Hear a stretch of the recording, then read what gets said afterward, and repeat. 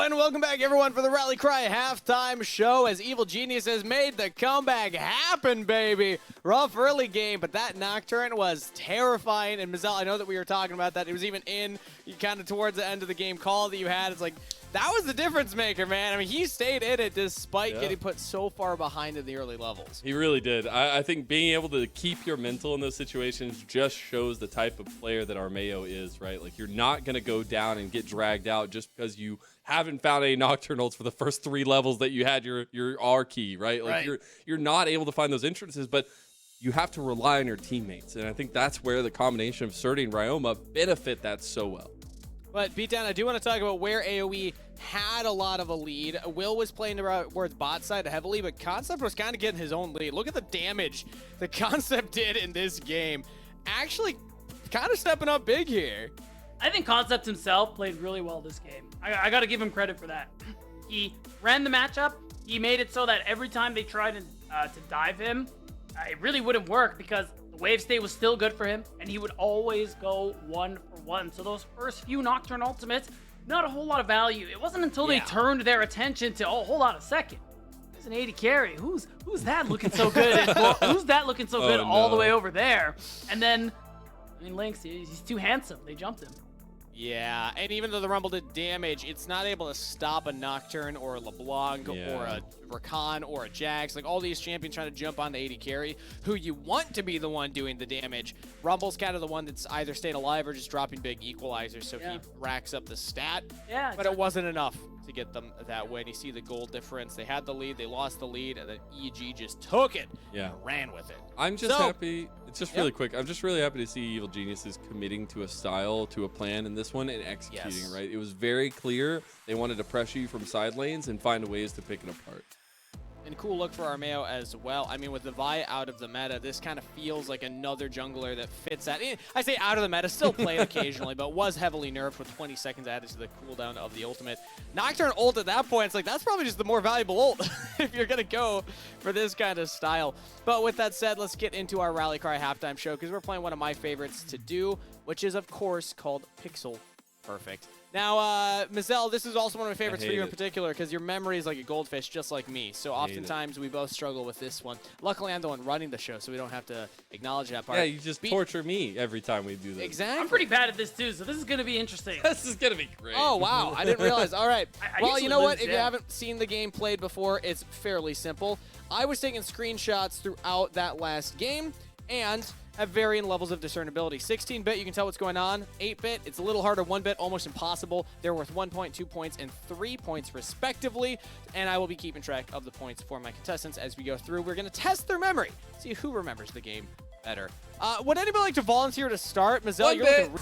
Welcome back, everybody. Thank you for your patience. There was an internet oopsie, but we are getting back into the game. Game 2 is right around the corner, and while we give time for the players to get ready for pick and ban and our observers to get back in, we're going to play Rapid Fire Pixel Perfect, because we still have a little bit more time before we're ready, but we're going to try and get into the game as quickly as possible. Mazel, you're the one shaking your head, but everyone knows you're the one that pulled the plug, too. So. Oh, am I? I thought it was Desrex. Didn't we just say I thought it was Desrex. He pressed the button, you know? Oh, you're right. The big red button. All right, well, either way. He got caught. He caught himself in 4K by posting in Twitch chat. True. All right. Can't help it. Well, we're going to play up until I hear that we are ready for pick and ban. So, Mazel, you're still up. Do you want to go for a 16-bit, 8-bit, or 1-bit? I'm going to go for the 1-bit that I tried to do last time before we got disconnected. Okay, the 1-bit. You know what? Now I know why Mazel actually disconnected the internet, because he was so intimidated by Pixel Perfect. It's all it coming just got together. to the kicker. The 1-bit. was a bait. What is the context of this image that you see on your screen? Well, I already said, you already told me it wasn't the Lee Sin kick, so. Did I? When did he say that? When I said, I was guessing when we were blind. Oh, You're wait, like, you're right. Oh, that's right. I don't know if the audience heard that one, but. So I have a little bit of insider information. Break it down. Break it down what you see on the screen here. It's gotta be No pressure. Lynx getting caught by Which time? the Dragon Pit by Armeo. No, this is Baron Pit by Not Armeo. the This is the Dragon one Pit. where It's the Armeo Dragon went through 2 members to get Lynx. Oh, isn't it crazy? Pit. Oh, okay. Beatdown, you have a chance to steal. Do you agree? And give me some more context if you do. Yes, I do. It is where Lynx got ulted on by our Mayo, and we said on the cast, like, oh, wait a minute, AOE is there. AOE didn't matter. It could not save I'm him. just saying I got that right.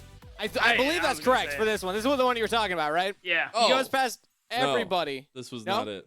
Oh, I was no, talking about the one behind the Baron He pit. said Baron Pit. He did say Baron Pit. Oh, yes, behind But the to be Baron Pit fair, one. you made the ding sound already. I did make the ding sound, so we'll still give the points to Beatdown. But this is, I would you say, just give it to him, believe huh? that I would worked. argue the Just give it to third him. impactful Nocturne ultimate. That might be a hint for what some of the other ones are.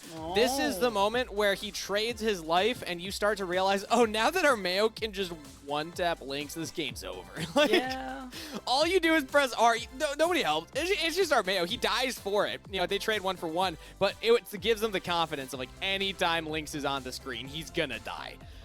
And it got a little rough from there. So that's 3 points over to Beatdown. I will give you the steal, even though technically I think you gave me the wrong one. That means you're up, Beat. You're just 3 giving points away for points you. at this What do you want to point. go for? The other one bit, of course. The other 1 bit. All right. Now, I might have baited y'all a little bit because you might notice by the level that this is a different moment. Earlier in the game, typically we go in chronological order. But what is the context of this 1-bit screenshot? So this should be, that looks like the top pixel brush in the top side river where I mean, you guessed it, Armeo jumped on Lynx. I know this has never happened before. It was crazy. And he was forced to I'm use gonna the say stopwatch. wrong already Damn because you it. had the wrong location on the map. Damn it. Wrong location. Mazel, you have a chance to steal now. You can actually get your 3 No points back idea that I where robbed this from you. is. Oh. I don't know where this is. I see the pool from Armeo underneath it. That's why it's all teal. But Yeah, that makes it really where hard. is this? Is it in front of the dragon pit? Going towards mid lane? No, it's No. not in the Dragon Pit. This was the first time that Armeo really full sends onto Lynx. There were a couple other Nocturne ults that happened earlier in the game, but this is the one where AOE all walk forward. They're chasing Armeo out, and then Armeo, this is where he the goes one that past I was everybody. talking about before. The first time. I know, but we just had them out of order, I man. hate you. I hate you. Oh my I god. don't want This to is be so, here anymore. so free. And Lynx does So go free. down here, despite AoE played pretty well. Will kicks away the Jax, who's trying to follow up. Yeah. Rel's using everything to buy time. Lynx is in stasis, but it just wasn't enough to actually get Kangas. them the win there. You just Take gonna that give the question. 3 points to? Are you just gonna give the 3 points to beat down again? You know, just go ahead and do that. How about we give the 3 points to myself? You know, if Mazel's going to be salty about it, I'll just start taking points here. Wait, we'll Kangas, let the host win for once. I have a question, and you answer Yes. this however you choose to. How many of these clips are male ulting Lynx? Well, let's take a look, shall we? It's Mazel up next. Mazel, do you... You know what? Let's see. Let's get a nice purview on this next one. We'll do a 16-bit. We'll Ooh, see if a Kangas has gone 16-bit. for more Armeo ultis. Yeah. Okay, well, that's fun. Let's take a look at the first 16-bit. And you know what? Maybe you'll actually know this one, Mazel. Give me the context of this That's moment. the Lee Sin lock in for Will. Oh, wow, that's You're good. gosh darn right it is. 100%. Let's go. Will pulls out the Lee Sin, something we've known him for, we love him for, and Yep. it was working. It was working. It was working. Kangas, I want that screenshot so bad because that's so funny. He looks like the showmaker, like, you know? The best part is that, like, there were probably 15 moments I could have screenshotted from his. He ran off I screen 3 did. times Yeah, he during did. it. It was great.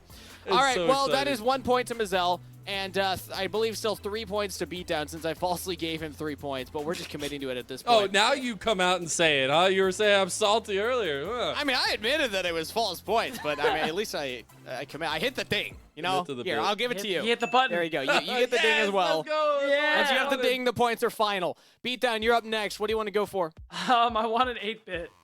You want an 8-bit. All right, give me the context of this image on your screen. Oh, so this was... This one's a little funky. No, I know this only because of the concept thing on the top. So this is the Yeah. fight bot lane where it starts Uh-huh. off with Smoothie and King kind of winning the 2v2, but Will comes and saves the day, basically. That is absolutely correct. Will not only locks in the Lee Sin, but is very active on the He Lee is. Sin, especially around the bottom side. Comes in, kicks Will, and then, I mean, in the moment when we saw this live, it was like, what's going on? Like, why Yeah. is King all the way over there? Like, we were just looking at concept, fighting 30. But if you actually check the minimap, Will had the plan. I'm going bot lane. And you're right. EG was taking the fight. They were winning it, but Will makes the difference. And, I mean, it goes back to why Mazel was excited, right? Like, on the Lee Sin, we love to see Will on this pick. Yeah, I think seeing him be able to pull out the comfort, but as well as the way he piloted the early game was really, really nice. But it's about making sure that you're crossing your T's, dotting your I's in the mid game, and I think that's where things kind of went a little bit awry for them. Yeah. Yeah. Well, we are still waiting for pick and ban, so we're going to keep going through it. We have 2 more to choose from. So while we fill time for the players to get ready for this next very important game, we got 16-bit or an 8-bit, and I forget who's up next. 16. Is this Mazel? It's Mazel, Lennon, right? yeah, it's Lennon. Give me the 16. Hey, easy another money. Wait, nocturnal so that ulti. means beatdown's at 5 points, because he did get that one correct. So, And I'm at 20. I'm just keeping track of myself. 1 to 5. Now we have 16-bit number 2. Not the hardest, but give me the context of this moment in the game, Mazel. What do you got? Know what that Wait, you bar don't? is. Walk me through what you see on screen. I hate it look, so much. Look at the Wait, players. what? Find a location. Find kind of game timer if you can. Levels? It's the Gromp. It's the Yeah. like Armeo Uh-huh. attempt to steal away once Will had gone in, but Armeo like goes back in and dies immediately after this, trying to flash over the wall. Yes. That, Yeah. Well, okay, I hit the ding. You hit the He ding, doesn't you really the got the ding. points. He tries to flash away to safety, but he commits to taking his own Gromp that he's getting invaded on. Yeah, And but he doesn't make it honestly, to the I think- wall. I Yeah. think the smite kind of ruined it for him because the smite was his protection against the Lee Sin Q. And then as soon as he hits that, then Lee Sin, Will's like, oh, Oh, yeah, yeah, I'm you going in did now. And then he actually goes in and gets the kill. It's to highlight that not only did they go for the Lee Sin early, but they then got prio bot lane. They shoved in, they invaded, they tried to put the Nocturne behind, which they succeeded in. Yeah. Armeo was behind. But then we had that montage of later clips. Yep. Of the Nocturne still being highly impactful regardless of being down in gold, being put behind early on. So that leads us back 2 points to Mazel, 5 points to Beatdown. It is unfortunately impossible for Mazel to catch up I had mathematically, 20 but maybe he points can before steal we this one went because into Beatdown this is last up. one. And we have one more 8-bit left, so Beatdown. What is the context of this 8-bit image that you see on your screen? I know. Mazel knows. Okay, he can steal it. Oh, okay. So this is actually when they kill Concept. Ryoma's on him now. Armeo is also going to fly in this one, like any second after this still was taken. And I'm pretty sure this was the bottom tri-bush below the dragon pit. That is correct. I would have also asked for maybe like which dragon or maybe close to the timestamp. But you know what, Mazel? I'll give you a chance to split the points. Can you tell me which dragon this is? Was this Soul Point for EG? Was this the third Chemchuck dragon for them?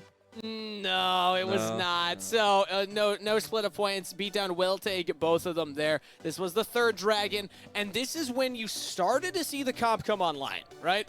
Yeah. It was rough for EG up until this moment, but then the LeBlanc and the Nocturne comboing. Ryoma had a tear of a game.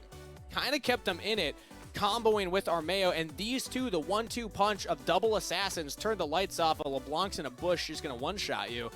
This kind of kept them in the game, and this was one of the big plays. So, you know, three Lee Sin plays, 3 Nocturne plays. I think it was a bit No of a bias. battle between junglers A little in that bit. game number 1.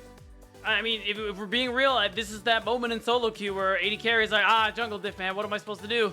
I know, right? As Mazel has also been our correspondent, the Yeah, 80 yeah, carry yeah. main on the broadcast. Our resident 80 carry expert, you know? Oh, it feels bad, man. It feels bad. And that's That's what enough happened. of time, Philly, because the players are now ready to go after that delay. Thank you for sticking with us and your patience, everybody at home. We're ready for pick and ban of game number 2. Elimination is on the line for AOE. Let's see if they have more in the tank or if EG can send them home early.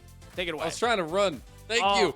I'm running away with it because we're Run. getting finally into game number 2. My goodness, it feels like we've been long awaited. We're right back What? into it and right back into a pressure-filled matchup between these two. This is a step in the right direction for Evil Geniuses Challengers, and backs against the walls for AOE gold. They will be on the blue side yet again. They'll ban away that Maokai and the Poppy. We'll have EGC on the other side, ban away the Kindred and the Ziggs.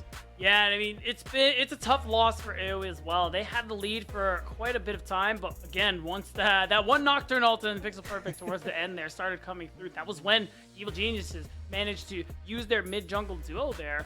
Ryoma had a great game to be able to just keep Lynx out of the fight. Doesn't matter how many items you have if you're dead, and you gotta give props to Ryoma, a player we wanted to step up this year, has definitely done so these last couple of weeks. He looks good. Yeah, he has. Speaking of stepping up, though, we get Breezy yet again on his rel. Be a great combo there for him. We're going right back to what wasn't broke for Evil Geniuses. Yeah. Grab the Xayah and the LeBlanc. You got to imagine the difference maker that AOE are going for is they're going to pick a lot of the same champs and maybe run this back. But big difference maker here could be we see the Nocturne just banned during that second rotation. So there's that opportunity. If EG are confident enough, especially with the lead they have, you can just grab that one right on 3 and say, hey, look, man, you guys don't have an answer. We're going to keep asking. There was something in game 1 that we focused on for AOE, though, and is the amount of flexibility they had in their draft early. Yeah. That is something where, you might be drafting the same style, same champions, True. but you can absolutely change up where they're going to go. They do get the Kai'Sa here as well, so maybe some play between Darkwings and Lynx in that way. But after first phase is done, they're going to need to have some stability here. Just go right back to the Rumble. Interesting decision here from AOE. Both teams feeling like they could out-execute game number 1 if they were given another chance. I think part of it, too, is the difference is going to be in the second rotation. Is EGC going to go for that exact same pick there on 3? Is it the Nocturne? Because it worked out so well for Armeo. You open yourself up to a less favorable composition from AOE if they're able to pivot here. And if it's not, if it's the Xayah Rakan, then AOE surely are just going to take this Nocturne away from Armeo. You can't let them have that. We'll see what ends up being on that ban table. I still feel like there's a lot of strong things available to both sides, a lot of carry junglers that maybe we'll be looking at, but I'm wondering what Evil Geniuses want to do. We've seen they were willing to save counter pick for Armeo. They got the Nocturne 5th pick, but they had brought Surdy with the Jax, a lot of side lane pressure. Right now, they're actually carving away at the mid lane with the Jace ban towards AOE. Yeah, they banned that one last time as well, just removing a really good AD option away from Darkwings. And it's something that he's actually been pretty good at lately. There it is, the Nocturne. I mean, I was pretty confident, but you never know. Sometimes teams have a different read. So that one is off the table. Armeo has to go a different route here. And with a lot of the premier junglers off the table, where else is he going to look? I know Kangas talked about the Vi exactly. You and me, we're on the same page. That's why I like you. It's possible. And it fits with what they have. I would love to see it as well. Just get that forward mobility, but also decision making that was so rampant in game number 1. I do expect that honing down here. The Viego did come through yet again towards Will, except this time around, and trying to take away some of those carry junglers. While on the other side, we get the Kennen ban, something that Surdy was willing to bring out in their last series. Yeah, and it's again, like I said in game 1 draft, that ability to close the gap, because right now, if we look at these cores, you're outranged by AOE. It was the last couple of champions that Evil Geniuses were able to draft to really bring that composition together. And once again, it's looking like that Jax response coming through as they leave Armeo till the very, very end. Vi again, what I'm thinking about right off the bat, Wukong, worth noting, is still up and available as well. A lot of skirmish heavy junglers still available, but the fact that Evil Geniuses felt so right in their 1-1-3-1 plan, they just go right back to it and leave the kind of chips on the table for Armeo to deal with. I do expect AOE to grab something of stability here. We get Darkwing's Lissandra locked in, and now we got to find something to combine with that here for Will, and that Wukong is point and present on the map since we do have that as really the only big skirmisher left, it feels like, and the Wukong does make it through. I gotta say, I like this pivot from AOE Mazel. The fact that now this time around, 1, they remove the Nocturne, 2, they get themselves the Wukong, and this is actually a really strong mid-jungle duo, and it's also a way to prevent the insane amount of damage Ryoma was going for. Punish him with this Lissandra root ultimate every time he tries to go in, and okay, there it is. Like, how good are we, Lennon? Goodbye. It's almost like we know exactly what they want to go for, and it's something for Armeo to set up kills for everybody else. Crazy. I will give a special shout out to Armeo's Trundle. They hovered it there. I know we're not going to get it, but it is his most played champion and something we actually saw rise up in LEC too. Not going to get it. It will be the Vi. Still, all the onus on Armeo to set up the rest of the team here for Evil Geniuses. Yeah, you won't have that same long-range, insanely semi-global engage that the Nocturne had, but Armeo's going to be looking for a lot of the similar angles here. Lynx is going to be that sole target now because there's only one marksman to look at, and it is going to be that Kaisa. You're shorter range now as his champion as well. There are ways for AOE to protect him, though, and that's really the thing that was missing in that first game, Zell. Yeah, it was. I think the adaptation here, not the double marksman comp, but getting some more stability around mid lane can help AOE Gold so much. We're getting into our second game now. I know it's been a long time coming, but the stress has never been higher. AOE, if they don't win here, their season is done until the summer or until the spring split next year. And I think that with the way we've seen them fight through their season, the ups and downs we've seen from them, they will not want to go quietly into the night. And I think Will specifically, the amount of confidence this guy has in his own ability, the way that he talks, that he will make it to LCS one day, you know the drive is there. And he talked about how big this summer in particular is for him. LCS or bust. It's true for a lot of players really trying to make that push into pro play going into spring 2024. And Will is just one of many who are trying to make that splash, make himself known, and get himself picked up. Our summer child looking to make a mainstay onto an LCS roster near you sometime, but it does come with the caveat of at least the success we've seen from AOE Gold comes when him and Breezy link up. Speaking of, Breezy and Lynx are linking up right now, and it is just something you have to keep an eye on. Or AOE as you get into this game, because EG on the other side showed that if you give them one little step, one mess up, they will take advantage of it.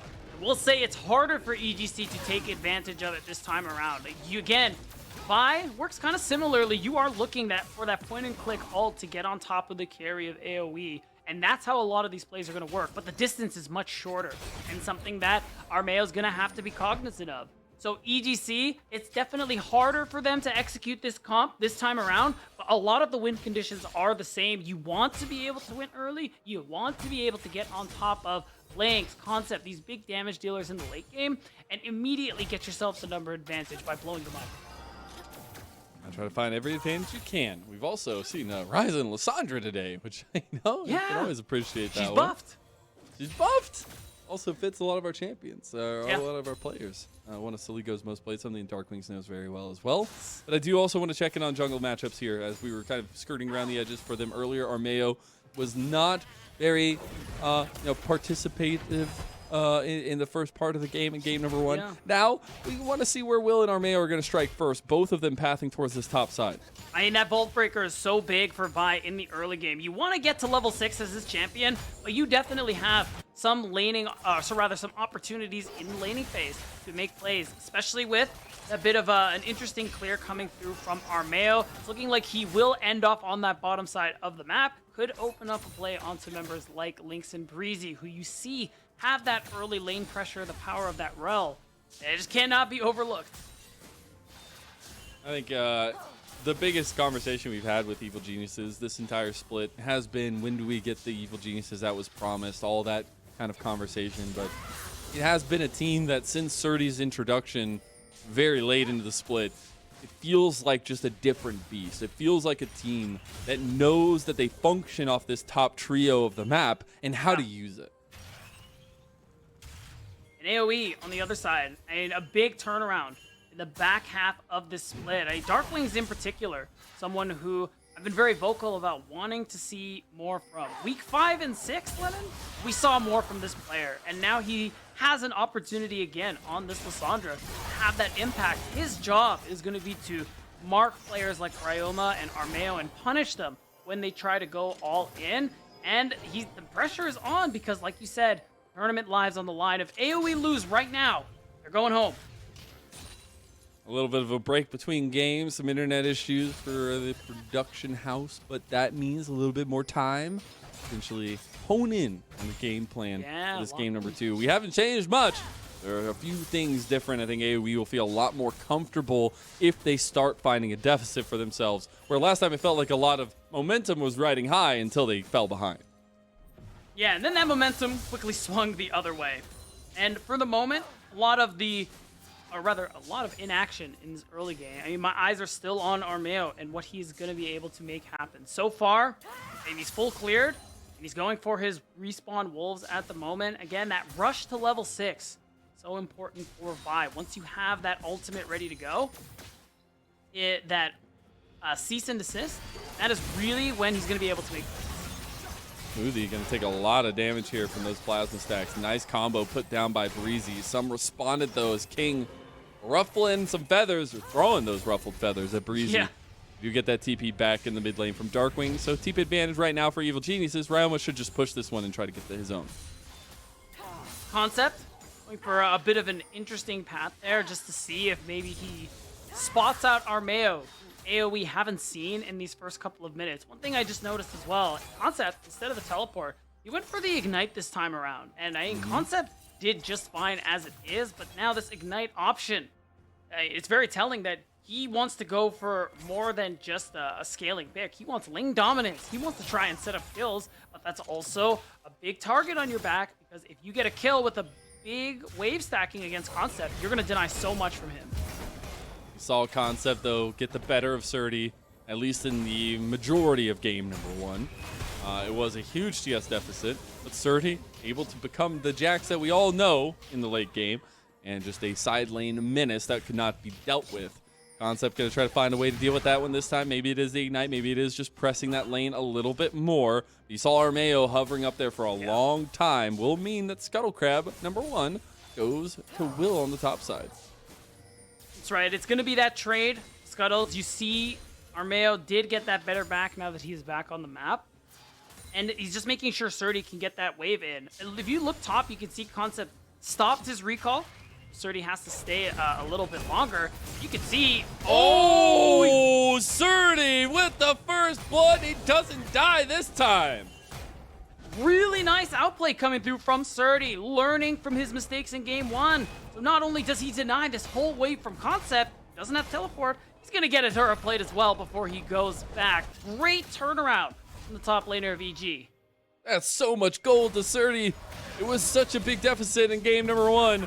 Now AOE on the back foot in the top side. They tried to find Ryoma in mid. Did not. He did not even burn the flash, so not something to be revisited. Frozen Tomb burned by Darkwings. They committed a lot there. Props to Ryoma from holding on to his summoner spells. But Breezy, he's got an angle. So when comes the wrong way, they can get on top of someone. And I gotta say still, I mean, we talked about Breezy in this game 1 and how he was all over the map, out roaming Smoothie. Now we're seeing Smoothie answer back a little bit. Yeah. And allow EGC to get more control in that early game. That's Rakan. It's fine. It's fine. Exactly. I think the biggest thing for me as well, and we've talked about it a lot, right, are these supports. I think Smoothie had some really, really good grand entrances in the last game to make the difference in a lot of the Very fights, true. the charms and things. But Breezy is still that big point for AOE that we always look towards. As soon as he starts getting out on the map, as soon as he starts connecting with Will, that is their bread and butter.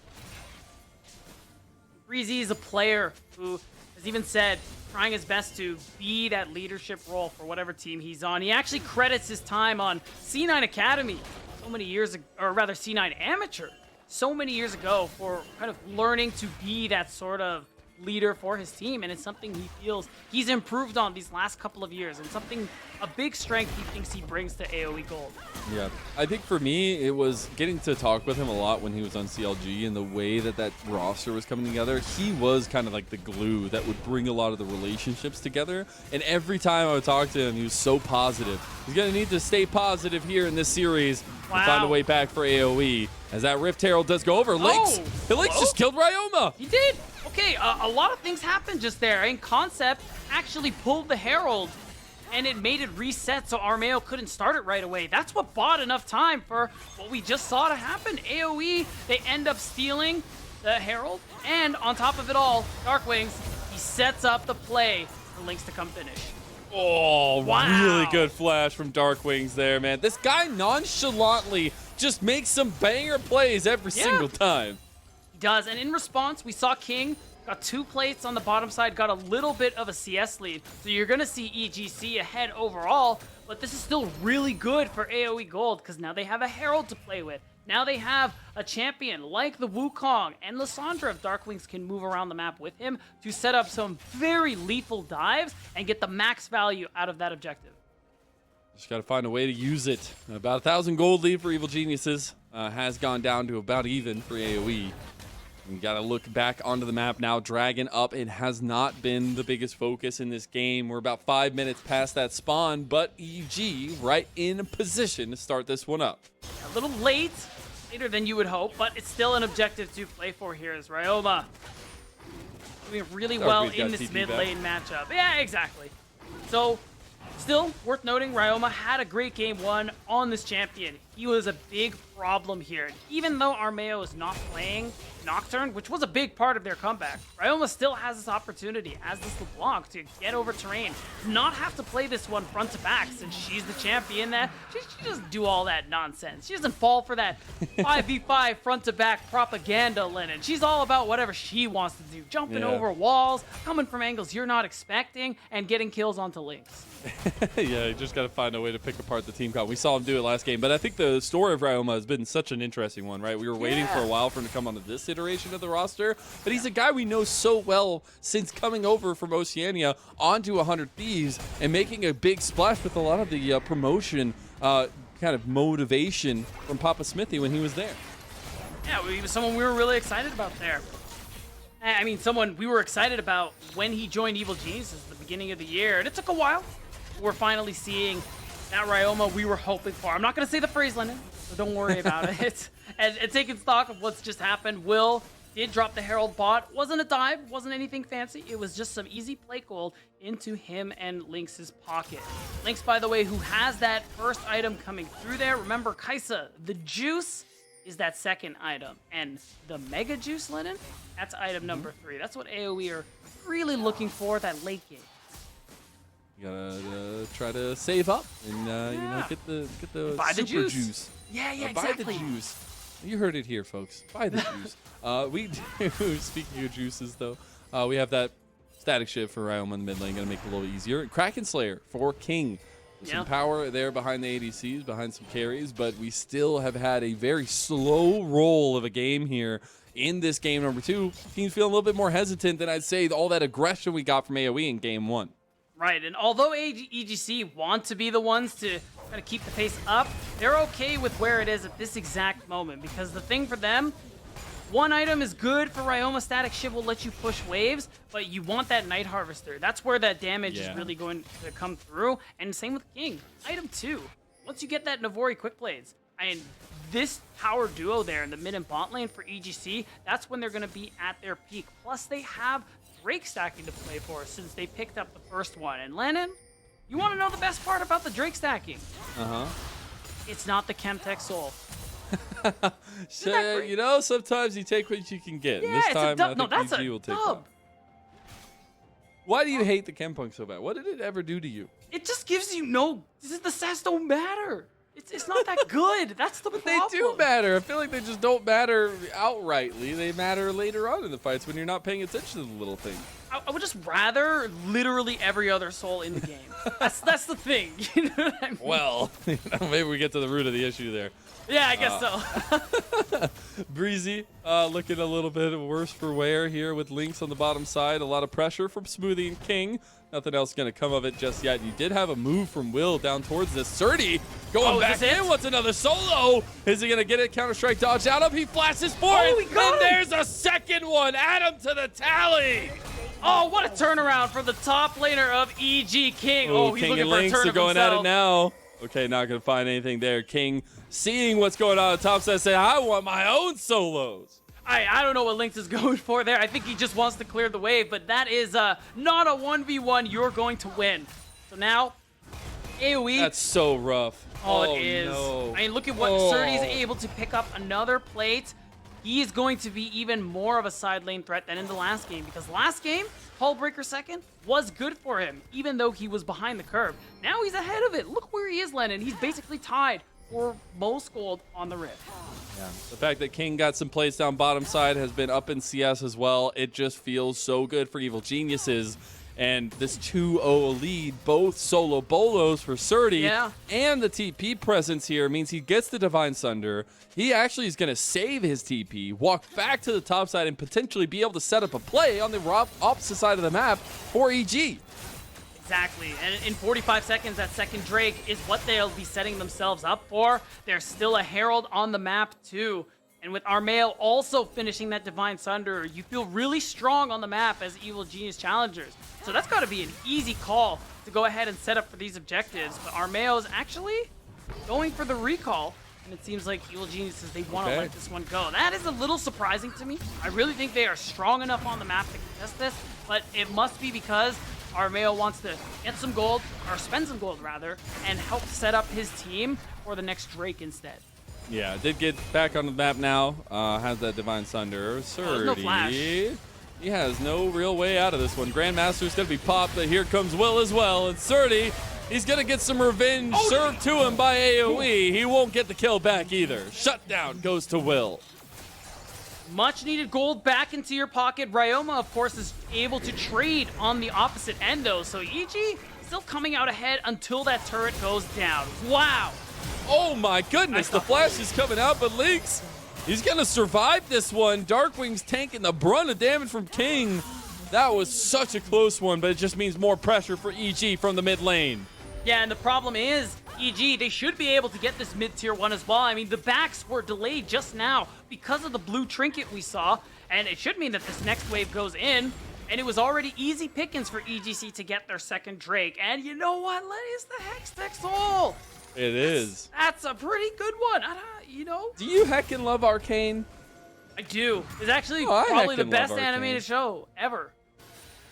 I can't wait for season 2. Anyways, this is season 2 of this game and this series, since we have our game 2 right now. Concept may be wanting to go to season 3 right now because he is gone. Yeah, I mean, the hopes for AOE is certainly that you can get to a season 3, but so far, not really working out for you in the early game. They've had answers, they've had plays. Evil Geniuses, though, off Armail's first cease and desist, by the way, of this game, is able to give Surdy yet another kill. And we want to talk about the solo laners of this team so far. They're both favored in the 1v1, which is really going to open up EGC to continue playing 3 lanes like you were highlighting, Lance. That has been their strength, and that's exactly what they've gone for both times now. We see that. Wow. Gaming. Bro went on a trip. No. Oh, and then that's how Concept fell. Really, really good momentum from Surdy. The heads-up play to make that move all the way across the map. And that's why you can never count this team out. That's why we had to go on that whole spiel at the beginning of this one and saying, yo, what is EG? Are they cursed or are they the ones that were promised, right? It has been ups and downs that have made us question this team. But damn, they're so good when they look and feel confident. I gotta say, shout out to Edgy Hoon. I almost spit out my water reading that tweet. Yeah, standard 30 domination. Don't look at game 1. That's not important. Don't worry about the couple deaths in the lane and you know. The one for I didn't say nothing. What are you talking about? I don't even know why you'd say that. That's crazy. But, AOE try to force something over onto Ryoma in the side lane. That's just not going to happen. Ryoma can play so fluidly on this LeBlanc, and that's also the underlying power I feel like that EG has gotten, right? They have the side lane pressure. They were very obvious in how they wanted to draft that. They also have so much mobility. It's hard to lock them down. It really is. And it's worth noting, too, we're getting really close to that point where EG's comp actually becomes dangerous. You see what we're looking at right now? 2K? That's not even dangerous yet. King and Ryoma approaching item number 2. That's dangerous. Concept going to show he's a little dangerous, too, with the Flame Spitter. He's a little dangerous. A little twirly round. We did get the Nashor's Tooth there completed for Lynx, so a nice little second item spike and something we've been looking forward for AOE. But we're about 18.5 minutes in. That 2K lead you were talking about, this is still a moment for AOE that needs to be a step up. They need to find a way into this because if they continue losing like this, if they continue going into this deficit and don't find that miraculous turnaround that EG found in Game 1, their season is over. Right, and it's so hard for them at the moment because we want to talk about 2 items. Lynx has gotten there, yes. Kai'Sa's now a champion, which has got to feel good for AOE, but Darklings, he's not quite there, looking like he wants that Shadow Flame, and he's only got about a minute to make it happen, Lennon, because we're getting close to that soul point fight. But I need to stress, if AOE don't have that, unless they have like the miracle flank angle of the universe, don't fight this next Drake. They did it in game 1, where they took an angle they really didn't need to for a Drake they didn't really desperately need, and that is a big part of what allowed EGC to continue coming back into the game. And that's why AOE really didn't have a response, because they just continued giving gold. I'll just say, though, Ryoma's getting ever scarier. That Night Harvester presence on his item pool will be very difficult to deal with, but AOE, they wanted to try to capitalize in this side lane. They have all 5 members down here, no response anywhere else on the map, but they're just trying to grab as much gold as they can where they can. Meanwhile, Surdy is at the base and on a tier 2 turret very soon. And that's the power of that static shiv. Despite the constant nerfs, you can see that Ryoma has just been able to go in and out and able to deny that bot tier 1. And all that time, exactly, mid tier 1, top tier 2, EGC playing the map so much better than AOE, making use of the power that they have as well. And it's just continuously increasing their gold lead. The AOE, they're in so much trouble right now, Mazel. And again, we're at that point that I talked about. You can't fight this Drake. You fight this Drake, you insta-lose the fight, and this gold lead becomes insurmountable. That's the biggest difference maker, though, I feel like, is Evil Geniuses do have a lot of extreme veterancy on the table. They have a lot of that decision-making power from confident players, and when they are confident, they look like a completely different beast. AOE, honestly, much in the same vein. When Will is feeling confident, he looks so damn scary, but there's just not an answer with the team right now, and this is a 2-man Baron start. And here's the thing, AOE, they haven't sniffed it out yet. They literally don't They know. are, oh man, I don't think they're gonna know until it's too late. They should be able to get this Drake because Will is in the area, but that is a Drake or a Baron. Perfect use of the threat of that soul point. As Dragon does go down, the Turo Baron buff does come online for Evil Geniuses Challengers. That Dragon delay will be there for AOE, so they get something back beat down. Oh, but it's a tiny, teeny tiny small something, prizes, Lennon. but they're still prizes. But it's still prizes. They are pity prizes, because remember, the objective bounties are up, as you said, but still, they are pity because of the situation AOE are in right now, and it's tough scenes. Like, this Baron buff has shot up this gold lead to 5K. Evil Geniuses have the ability to continue playing 3 lanes even more strongly than they did before, and now they're gonna try and flush AOE outside of their own jungle. There's somebody that can will this into existence. It will be Will. He has to be that big step, that big confident player for AOE, like we know him. He is not just a summer child. He wants to make this a reality. He wants to make his dreams come true, and it starts by helping to get a pick out on the smoothie. Look at top lane though. Surdy, again, something always answered in response to something AOE do, and it's just another turret going through here in place of a kill. I mean, that's an even trade, but AOE's top inhibitor is now exposed, and with Surdy keeping that top wave pushed in, another play like that means the inhibitor is sure to follow. I don't really have an answer to Surdy either. When he's by himself, he could take a 1v2 or even maybe a little bit more. You got Ryoma pushing inside, and this is right back to the strength of EG in game number 1. They just pulled apart AOE, but AOE have some fight back this time. That Void Seeker is not enough, and Ryoma, he'll survive by the skin of his teeth. Wow, like Ryoma honestly really cleverly used the clone to make sure it could eat that Void Seeker for him. And Ryoma is going to be able to walk away, and what did I say? As soon as a play is made, top inhibitor is going down, and Lynx, you push the hair too far maybe, but he's going to get away. He does get away. Still has that heal available too. Just take a pretty aggressive back right there. I think I was gonna say gonna let that happen. Vicious. You do have to think about those. Surdy has been literally taking a 1v1, now a 2v1 in topside, while EG go through the rest of the map and systematically destroy AOE. Armeo, though, caught out here. Can get flashed over. Will has gone ham, and he might have gone a little bit too far over, too. He just wants something. You can feel the desperation. And AOE, they are not going to find what they were looking for. And EG have completely domineered this victory. That's a full press into the base, and more inhibs going down. Oh, no! Oh yeah, Lennon. Evil Geniuses Challengers. They have everything they need. They could look to close right now. Spawn timers, they are short.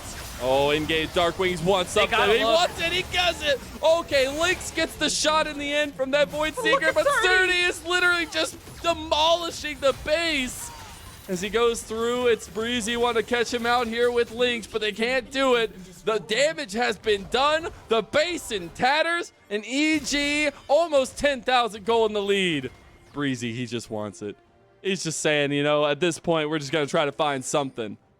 Nah, you gotta let it go at this point, and this has just been domineering from Evil Genius Challengers. They are just out-macroing, outplaying, and outthinking AOE Gold at every stage of the game, and it's even more impressive in this game, where the Nocturne wasn't available. You didn't have that long-range, easy-to-use go button, and EG, they still managed to play all 3 lanes so strongly, and now with the base and tatters, we're basically almost done here. AOE, unless they have some miracle fight for their life, they're going home. 2023 is over for them. Surdy's back again. I'm not going to sing the song, but he's back. He's a very strong presence in side lanes. He's very scary. I don't think you want to. EG are trying to put the final touches here. Will just forcing something to happen. AOE just trying to scrape back a little bit of faith, a little bit of honesty from this EG roster, but there ain't nothing left to be honest about except for this dub. They don't get anything back here. No way. It's just a dominant victory. Evil Geniuses, they prove the doubters wrong. They send AOE home for the summer split, and their lower bracket dream is still alive. 2-0 sweep for the Evil Geniuses. And probably capped off with the most depressing triple kill you could ever see, Lennon, because AOE's split is over. Evil Geniuses prove why we try to say that they are not a 7th seed team. Their recent performances and their performances today, Lennon. This game was spectacular. I got to give a shout to Will. Season's over, but this man has done nothing but prove that he deserves a shot. If you're looking at a jungle, if you're looking for an up-and-coming star who will be confident, who will be aggressive, please look out to AOE, look out to Will, because this guy has been incredible this split. We're going to send it to a little break. We have our Verizon post-game interview right afterwards with Kangas. We'll see you there. Oh my God, no, I'm not going to forget it this time because my Discord. The LCS Challengers League is brought to you by Turo, the world's largest car-sharing marketplace. You can book any car you want. You could go on a drive. You could just have a car outside in front of your house to take pictures with, or you know, just have an actual vehicle to take you to work. Forget about your boring car rentals today at Turo.com, and we'll see you afterwards for the Verizon post-game interview. Never doubted you, Lennon. The LCS Challengers League is brought to you by Turo, the world's largest car-sharing marketplace. Find your drive. Hello, everyone, and welcome back for our Verizon post-game interview. I have Ryoma coming in here from Evil Geniuses Challengers, victorious after a fast 2-0 sweep, minus the little pause that we had in the middle there. So congratulations to start off. Thank you. Awesome victory for you today. I want to start with game 1, though, because it was a comeback. You were a little bit behind, but the team stayed resilient, and in particular, your LeBlanc with Armeo's Nocturne was a fierce combo. Talk me through where your mindset was when the game got a little out of control, but you knew that you were still strong. Yeah, I mean, we knew the early game was going to be a little bit rough. Probably didn't go as planned in game 1, but, you know, we stayed cool-headed. I mean, I think once we all have our ultis, we'll have more options just to play with, and I would say I didn't really like their draft too much. Just, I would say it's very hard to execute, that's all. So when they didn't execute enough harder, then I thought the game was going to be much easier.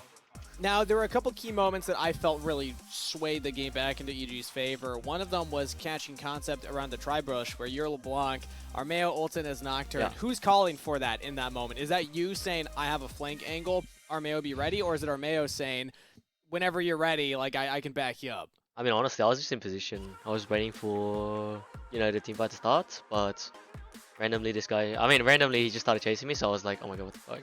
And then we just realized, you know, he was out of position because we saw the other 4 players, and we're just like, okay, he's just hinting. So, you know, we killed him, and then, I mean, after that, I was kind of, I mean, they lost their lead, I would say, because I would say their 5-5 is quite strong if they just play together. Yeah, be ready to pounce if they step out of position. I think that definitely summarizes that game number 1. Overall, though, this is the first couple of games that you've had, at least on stage with our Mayo in the upper bracket and now here. So I'd love to hear some more context, because I know that Evil Geniuses at the beginning of summer was saying that they were going to have the 2 junglers kind of swapping between LCS and Challengers. It was mostly Shaden that you played with all summer split. What's it been like having our Mayo come in, and did you have any kind of like pre-existing practice that you had with him earlier in the summer? We definitely practiced before at the start. It was more of a rotating thing at the start, but now, you know, I would say it's been pretty much the same. Honestly, I would say it's like nothing's really big has changed. If anything, I would say he's quite flexible anyway as a player, so it does help, you know, and he's quite experienced, so that also helps as well. Do you feel like the identity of the team has changed at all? Like, if you could describe the team's play style in a word or two, how would you say it is right now with our Mayo in the jungle? I would say it's still the same, just because of the meta. I don't think. I mean, honestly, jungle is like relatively the same champions. I feel like, but Okay. I would say it's kind of the same. All right. So no difference. Yeah, No yeah. difference for you. Cool. Well, I want to talk a little bit about your runs so far, because you had a rough round 1 going up seeding. You know, obviously, if we just took second round robin, seeding could have been different, but you came in a 7th seed, lost your first round in the upper bracket, and now you're going up against a very tough opponent in TLC for your next lower bracket run. So, is Evil Geniuses cursed? I'm just going to ask you right now, because if you look back at the tape, we have consistently seen this team struggle in the lower bracket. How confident are you going up against TLC, though?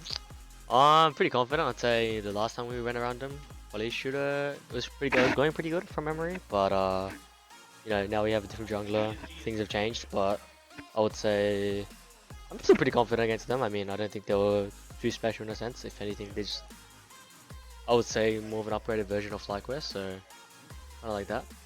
Okay. Well, you have Harry as your lane opponent. What do you think about him, and how do you think that matchup's going to go?